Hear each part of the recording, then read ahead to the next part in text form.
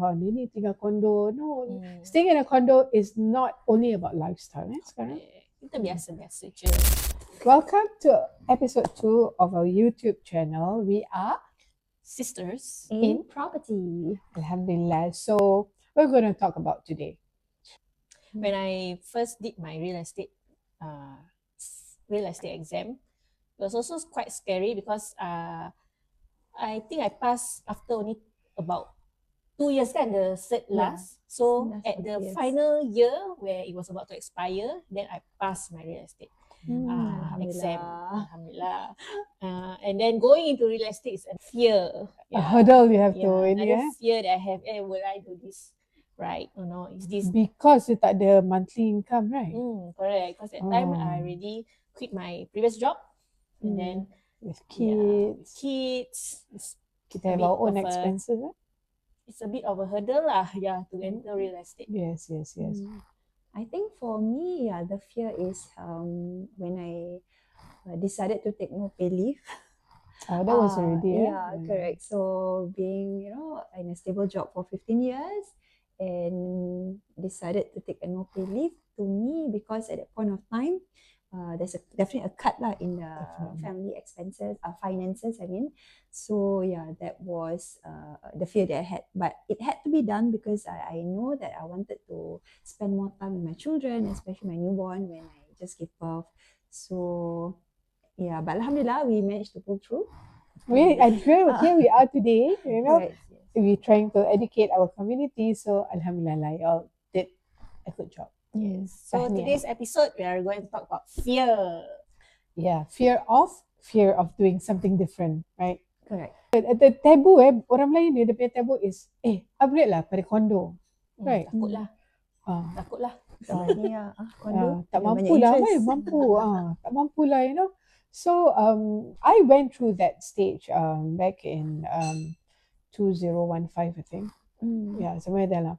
And when I sold off my 4-room HDB, imagine from a 4-room HDB to a condo, there was like a huge jump.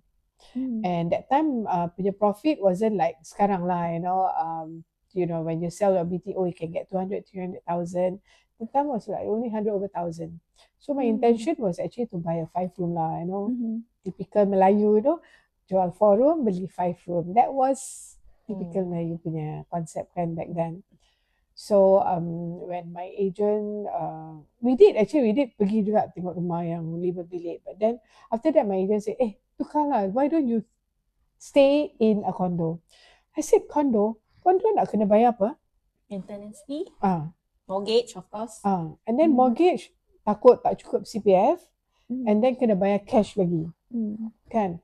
So it was really something which didn't even cross my mind.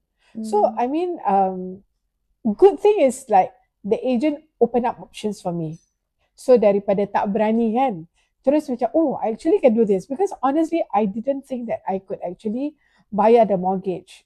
But when he sat down with me and then he lay out, what are the things you need to. Definitely the cash outlay, the deposit. And then takut lepas tu your CPF, how long can your CPF help you to pay?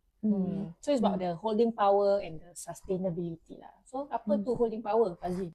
So holding power is actually the amount that you can actually use for your monthly mortgage via your CPF. And it depends on how long can you use your CPF to pay your mortgage. Ada they really macam CPF dia banyak kan, so it can last them for about 5-7 years. And then one thing orang banyak tak tahu, can you use your CPF untuk bayar mortgage for private property tak? Can, the answer is can. Can. So banyak orang yang akan dah beli private property, because to them, right, CPF ni duit government, you can only bayar untuk HDB aja. So that is salah. So you boleh pakai. So in my case, right, I was able to hold, my holding power was about until 5 to 7 years.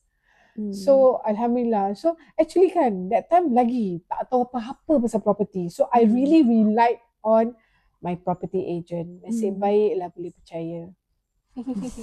Alhamdulillah. I think another fear that they will say that, what if I need to do a cash top up then?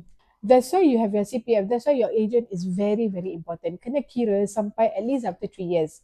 But if you have a buffer sampai 7, 8 years, then you even have the luxury to wait until property cycle goes up, then you jual. Kan? So that cash top up is only when they say when we do a calculation, right? Kita check on the holding power and see how far, because how far you can actually go without having to do cash top up, unless your agent made a mistake. I mean, these are things sometimes we cannot foresee lah. Now you suddenly quit your job, so that's why for us, right, in Hero Homes, kita will anticipate. Let's say kalau another COVID happens, how far we will tell you beforehand. How far can you actually pay? So whether you're comfortable with it or not. I think also other than holding power, some also fear, okay, what happened if after this holding power I am not able to sustain, and if I were to go back to HDB, then I need to, for example, currently incur a 15 months wait out, and during that 15 months I cannot buy HDB yet and I need to rent. So yeah, this is also another fear that when I was talking to some clients, these are some genuine concern lah. So kalau nak upgrade also, you also need to rent. Kalau you beli those projects under construction ke new launch. Projects. Yeah, so these are the fears yang our community have. Not only our community lah, upgraders have. I think a lot of people with families lah, they usually don't want to have to rent first before moving. They just want to move from A to B. Yeah, simple, straightforward kan. So these are the things lah. And then besides that kan, like I actually stayed in an older condo. So but then the thing is, with this old condo kan, it was really big, a 3-bedder, tapi it was about 1,003 because it was a patio unit, ground floor. So macam people are saying older condos are difficult to sell, but is it true tak? I also personally am staying in an older condo, about 20 years old. I feel the market around older condos are still there. The appreciation is still there. Because of the size, I would personally appreciate the sizes in older condo. Then macam we have a proper bedroom, Especially kalau kita Melayu kita like space, right? So we prefer actually resale condos lah. Because they are bigger. Bigger, yes. Because I pernah bawa my client to see to view an older condo and a newer condo. Of course, newer condo semua cantik lah because baru I think about 3-4 years compared to an older condo. Tapi older condo ni kat luar the facade dia memang old. Tapi when he looks at the size, right, the separate dining, separate living, but so it's also ground floor unit. So even though he can afford a newer condo, he still go for older condo. I think there are older condos that still retain its value because they have good developer and also a good MCST location that maintains the development well. So you get the size with a good location as well as still a decent well maintained facilities. Correct. But of course, new launch condos also got its benefits because they appreciate slightly faster than older condos. Okay, when you buy it today, 3 years time you can already sell and you already appreciate by quite a few, right? Yeah, this depends on you. What do you want? If you're looking for capital appreciation, for capital gains, right, we would suggest for you to buy a newer condo, new development even. But if you're looking to just stay and then you're going to stay there for maybe more than 10 years. And why not? I mean, stay in if you're okay with older, bigger condos, that's also a good option. So ultimately, it's your goal. Whether you want to see as an investment, you want to cash out quickly and jump to your next property, or you want to stay for the long term because your kids' school are nearby, your working place is 1 MRT away. So weigh your options. Yeah. And those are also options that we will help you provide. Correct. And then another thing, I want to get back into that paying MCST. The fear of paying MCST and all, Bila you compare, right? When you compare, okay, MCST for a 3-bedder condo, how much is your management fee?